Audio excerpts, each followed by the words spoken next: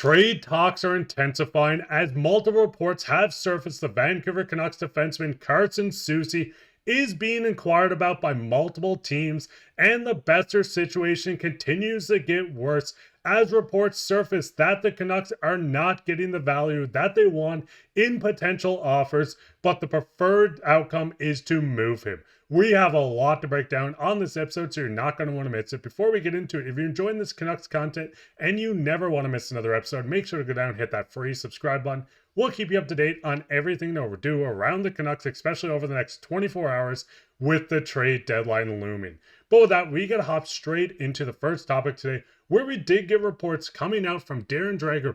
With Dumoulin moved, there is an interest growing around Canucks to veteran defenseman Carson Soucy. He has a trade protection, and it hasn't reached that point yet, but a lot of teams are calling. Now, we've seen the reports that the Canucks are shopping Carson Soucy just a few weeks ago, but it does seem like the interest for the veteran defenseman is gaining quite a bit, and by a team that we do see here coming from Jacob Stoller, saying hearing the Winnipeg Jets are one of the several teams expressing considerable interest in Canucks defenseman Carson Soucy.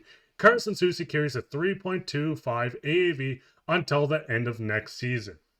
Now, Carson Soucy last year was one of the very big bright spots on this Canucks back end, looking like the shutdown defenseman of the future. And by future, I mean the 3 seasons they had him. And coming into the season, he has kind of lost his spot. We've seen him scratched within this lineup. They've tried new things. Soucy has jumped in and out of the lineup, playing better as of late, but his role in the top floor has diminished quite a bit, and it does seem like the Canucks are looking to find a trade partner for Carson Soucy. Now, with the market, and especially the D market, we're seeing a lot of defensemen moved for quite a high premium. Carson Soucy on one more year after this year is not a rental, which does bump his value. Yes, he is 31, but he is still a very serviceable defenseman that teams can pick up to have for this playoff race and next year's. Yes, the Canucks have the chance to keep Carson Soucy and use him for exactly that. 2 playoff races, including this year, if they really do make the playoffs at this point. But with the Canucks, the value does seem at an all-time high for shutdown defensemen. If we're looking at the New Jersey Devils, who made a trade with Anaheim Ducks, you can see defenseman Brian Dumoulin was acquired for a 2nd-round pick and a prospect. This is Brian Dumoulin from the Anaheim Ducks that is on a 1-year deal. I believe it was $1.5 million, who is not as good defenseman. And listen, not hating on Brian Dumoulin. He is a great shutdown defenseman, but he's smaller than Soucy and does not have the track record that Carson Soucy has. Now, seeing that he fetched a 2nd-round pick and a prospect, I have no doubt that the Canucks can get the exact same or more for Soucy. And even a guy like Forbort moving forward, if they want to move on from both of these guys at the deadline, which is just under 24 hours of recording this away. So, looking at this with the defensive pairings, we do know on defense, Pettersson, and Forbort. That's so funny to read. On the right side, Hronek, Myers, and Soucy. Now, this is without Hughes, who will slide straight into the top left-handed D, which does seem that it will bump Derek Forbort out of the lineup. Mancini looked good in his debut for the Vancouver Canucks, so if you do move on from Derek Forbort and Carson Soucy, acquire a couple draft picks, if you can bring in a 1st-round pick for both these guys, or at least a 2nd and a 3rd that we've seen the Canucks do, use to bring in another player, which a top 6 center they really truly do need. But looking at the 2 players, Forbort, if you can fetch a 3rd-round pick from him, you can move on from him. Soucy, you can move on if you can get a 2nd plus a prospect. You can inject Hughes back in the lineup once he's healthy, and Mancini can take over that right-handed D spot, which would fill out the Canucks' top 6 D immediately with younger, fresher legs. Hughes is the best defenseman in the league, so injecting him into the lineup is going to make a bump. But I do think the Canucks, even if they want to go on a bit of a run this year, if they want to run Marcus Pettersson as that 2nd lefty with Hughes on the top, Petey as the 3rd-line lefty, Mancini and Petey would get a little shaky, but if you wanted to put Mancini next to Marcus Pettersson, Tyler Myers, the veteran, down with Petey, Hronek with Hughes, I think this is a very capable defensive core that could still make some noise in the playoffs.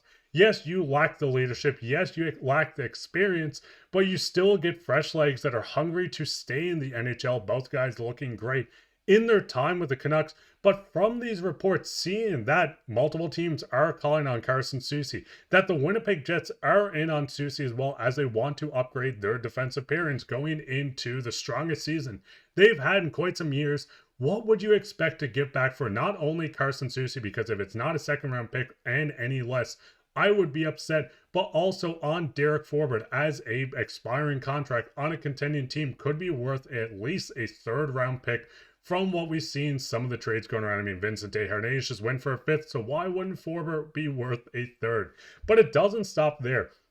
Looking at this, Cam Robinson of the Elite Prospect said, I'm told the Canucks are none too impressed with the offers on Brock Boeser at this point. He's a secondary option for buyers, so Canucks will try and wait out the market to maximize a return.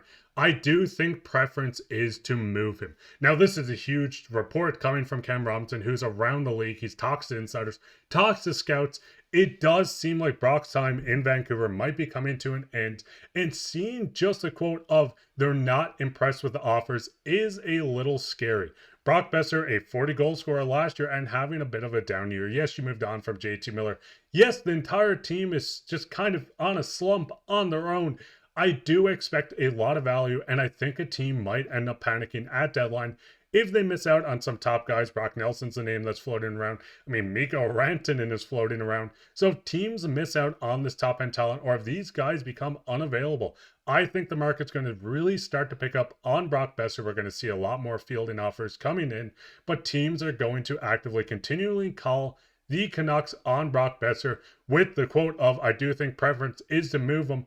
We know with this team, Jim Rutherford and Patrik Allvin are straight to the point. JT Miller seemed to be on the block. They moved him immediately. So with the three names that I've mentioned so far in Forbort, Boeser, and Soucy, I do expect at least two of the three to be moved out. And in my opinion, if they don't do it, it is pretty much a failed trade deadline. I mean, looking at the forwards, replacing Brock is a lot harder than replacing Carson Soucy and Derek Forbort. Jonathan Lekkerimäki joins the team after having an outstanding season on the Abbotsford Canucks.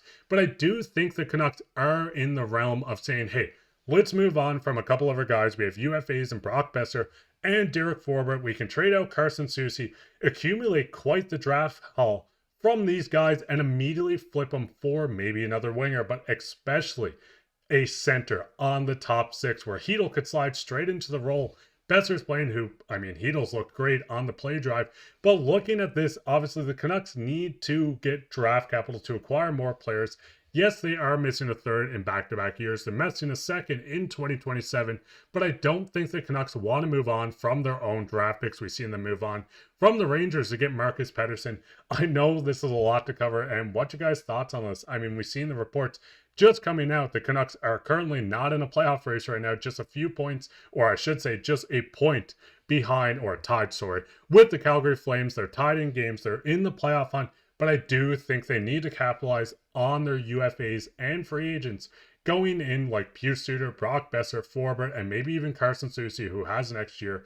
Let me know your thoughts down below. Who would you like to trade out? Who do you want to see the Canucks maybe actively go after? We know they're actively looking for a center, so there might be another name or trade coming up as I'm recording this. Who knows at this point? Enjoy this episode. Make sure to go down, hit the like, subscribe, share this with your friends. We'll be back with another episode tonight, so keep your eye out for that. But I've been your host, Mark Pye, and take care.